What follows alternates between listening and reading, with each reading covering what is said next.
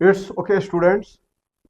आज का जो हमारा टॉपिक है ये procedure established by law versus due process of law से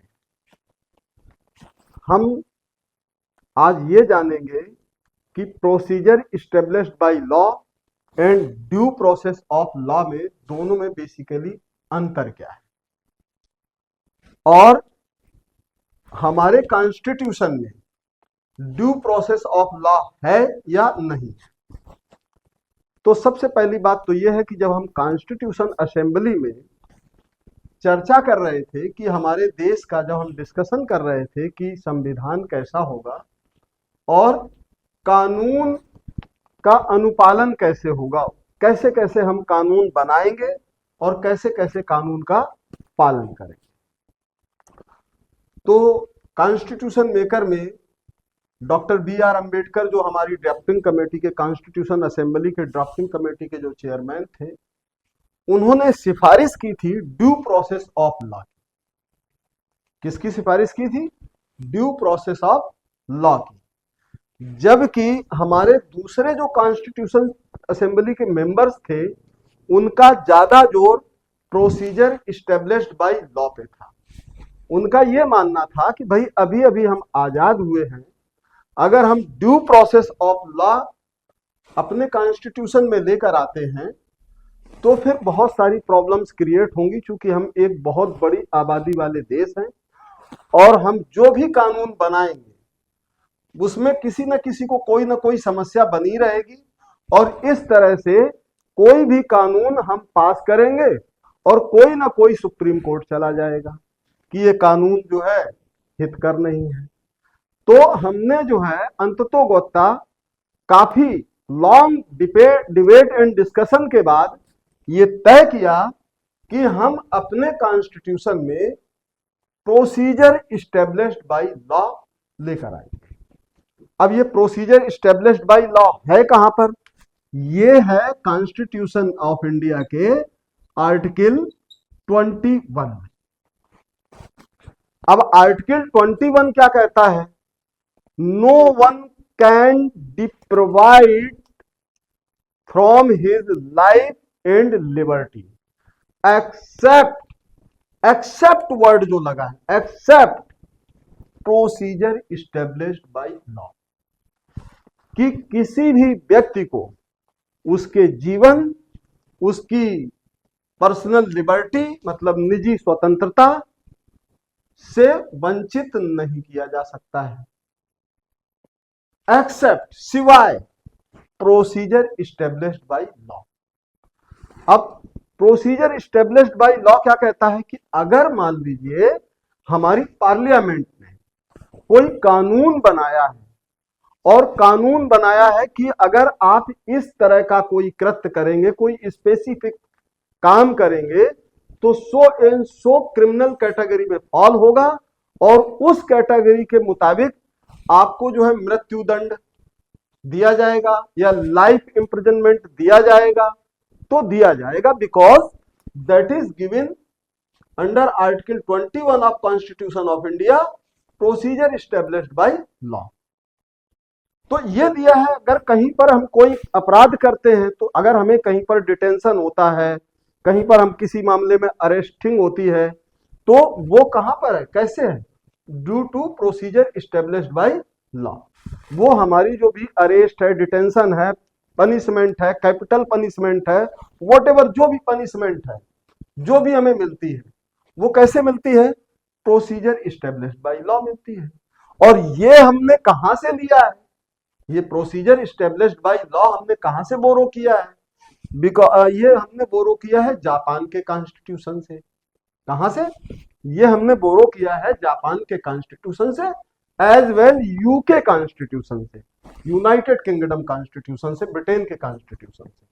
तो ये बेसिकली हमने दो जगह से लिया है, ब्रिटेन एंड जापान के कॉन्स्टिट्यूशन से। जबकि ड्यू प्रोसेस ऑफ लॉ ये हमने बोरो किया है कहां से? यूएसए के कॉन्स्टिट्यूशन से, यूएस के कॉन्स्टिट्यूशन से। लेकिन ये डायरेक्टली अभी तक हमारे कॉन्स्टिट्यूशन में कहीं पर भी इंसर्ट नहीं हुआ है। इसको अभी तक इंसर्ट नहीं किया गया है। ये साइलेंटली इंसर्टेड है, साइलेंटली इंसर्टेड है। वो भी कब से? ये केस था 1978 का, Maneka Gandhi versus Union of India. अब Maneka Gandhi versus Union of India, ये केस क्या था? बेसिकली 1997 में जो पासपोर्ट अथॉरिटी थी, पासपोर्ट अथॉरिटी ने अंडर सेक्शन, जो पासपोर्ट एक्ट के अंडर सेक्शन 10 जो है, मेनका गांधी को एक नोटिस भेज दिया। क्या नोटिस भेज दिया? कि आपका पासपोर्ट इंपाउंड किया जाता है, अर्थात सीज किया जाता है, जब्त किया जाता है। क्या किया जाता है? इंपाउंड मतलब जब्त किया जाता है, ताकि आप एब्रॉड कहीं ना जा सकें। दैट्स वाई आप अपना जो पासपोर्ट है वो जो है पासपोर्ट अथॉरिटी को सबमिट करा दो, जमा करा दो। अब मेनका गांधी ने ये क्वेश्चन किया कि भाई अगर आप मेरा जो पासपोर्ट है अगर वो जब्त कर रहे हो तो ये तो हमारे फंडामेंटल राइट का वायलेशन है, क्योंकि ये तो हमारे पर्सनल लिबर्टी, जो आर्टिकल 21 है, पर्सनल लिबर्टी का भी वायलेशन है ना? नहीं। और पर्सनल लिबर्टी की जब बात होगी तो पर्सनल लिबर्टी में बहुत सारी चीजें होती हैं, मींस इंक्लूडिंग गोइंग अब्रॉड भी शामिल है उसमें।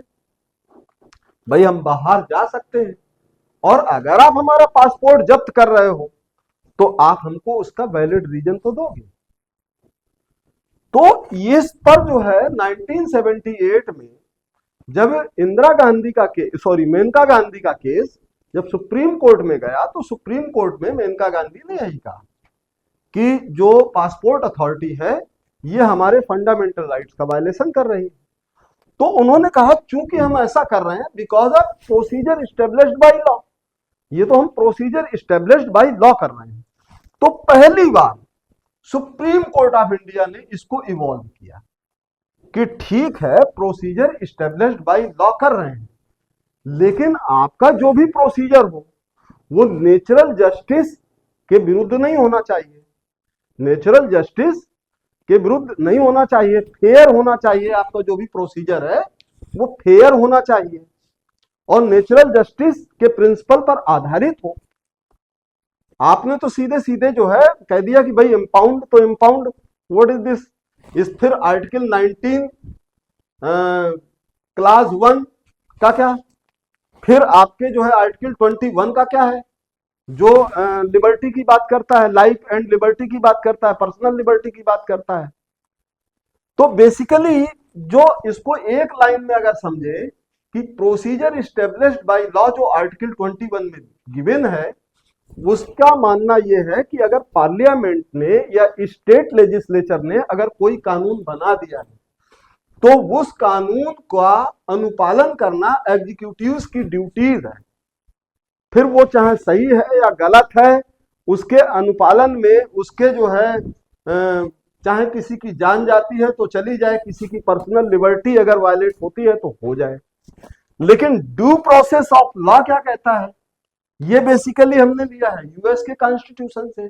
ड्यू प्रोसेस ऑफ लॉ ये कहता है कि आप किसी की जो भी लॉ बनाएंगे, जो भी लॉ होगा वो नेचुरल जस्टिस के प्रिंसिपल पर बेस्ड होना चाहिए, फेयर होना चाहिए। तो ये नेचुरल जस्टिस के प्रिंसिपल की बात करता है, फेयरनेस की बात करता है और इक्वालिटी की बात करता है। तो ये सुप्रीम कोर्ट ने पहली बार, इससे पहले बहुत सारे जो है केसेस में ऐसा हुआ कि स्टेट ने आर्बिट्रेरी इन्वेजन किया और बहुत सारे लोगों पर आर्बिट्रेरी इन्वेजन हुआ भी, उसके कई एग्जाम्पल भी हैं। बोमई वर्सेस स्टेट ऑफ है कि शायद आई थिंक मद्रास, AK गोपालन वर्सेस मद्रास, इन केसेस में जो है आर्बिट्रेरी इन्वेजन रहा स्टेट का। लेकिन मेनका गांधी के केस में due process of law evolve तो हुआ, और कम से कम साइलेंटली ही सही, लेकिन इंसर्ट हुआ हमारे कॉन्स्टिट्यूशन ऑफ इंडिया के आर्टिकल 21 में, जो कि रिटन नहीं है, बट अब अगर कहीं पर किसी केस में आर्गुमेंट होता है तो प्रोसीजर इस्टेब्लिश्ड बाय लॉ की ही बात नहीं होती है, ड्यू प्रोसेस ऑफ लॉ की भी बात होती है। तो ये आई थिंक ये चीज जो है आप लोगों को समझ में आई होगी कि ये जो है प्रोसीजर इस्टेब्लिश्ड बाय लॉ बात करती है कि अगर कोई लेजिस्लेचर ने या पार्लियामेंट ने, चाहे वो स्टेट लेजिस्लेचर हो या पार्लियामेंट हो, अगर कोई कानून बना दिया है तो उस कानून का अनुपालन होगा ही होगा, और उसका एग्जीक्यूटिव भी करेंगे, सिटीजन्स भी करेंगे। लेकिन ये ड्यू प्रोसेस ऑफ लॉ कहता है कि अगर पार्लियामेंट ने या लेजिस्लेचर ने कोई लॉ बना भी दिया है, चाहे वो स्टेट लेजिस्लेचर ने बनाया हो या पार्लियामेंट ने बनाया हो, वो लॉ किस तरह का होना चाहिए? फेयर होना चाहिए, जस्ट होना चाहिए, और नेचुरल जस्टिस के प्रिंसिपल पर बेस्ड होना चाहिए। अदरवाइज जो है सुप्रीम कोर्ट क्या करेगा? उसका जुडिशियल रिव्यू कर देगा। जो जुडिशियल रिव्यू का जो पावर दिया है, कौन सा? हमारे पार्ट 3 ऑफ कॉन्स्टिट्यूशन आर्टिकल 13 जो पार्ट ऑफ 3 ऑफ कॉन्स्टिट्यूशन है, उसमें जुडिशियल रिव्यू, जो कि आर्टिकल 13 क्लाज 2 क्या कहता है कि पार्लियामेंट हो या स्टेट लेजिस्लेचर हो, कोई भी इंस्टीट्यूशन हो, ऐसा कोई लॉ नहीं बना सकता है जो इंडिविजुअल्स के फंडामेंटल राइट्स के वायलेटिव हो। ऐसा कोई कानून बन ही नहीं सकता है। तो जहां पर आप इस तरह का जो है अनफेयर, अननेचुरल जस्टिस की बात होगी, वहां पर जो सुप्रीम कोर्ट ऑफ इंडिया है वो क्या करेगा? उस लॉ का रिव्यू करेगा। रिव्यू करने की पावर है। तो ड्यू प्रोसेस ऑफ लॉ भी समझ में आया होगा, और इस प्रोसीजर इस्टेब्लिश्ड बाय लॉ भी समझ में आया होगा। कुल मिलाकर के ये आई थिंक ये क्लास आप लोगों को ठीक लगे, ये जानकारी सही लगे तो please like, share and subscribe my channel. Thank you very much.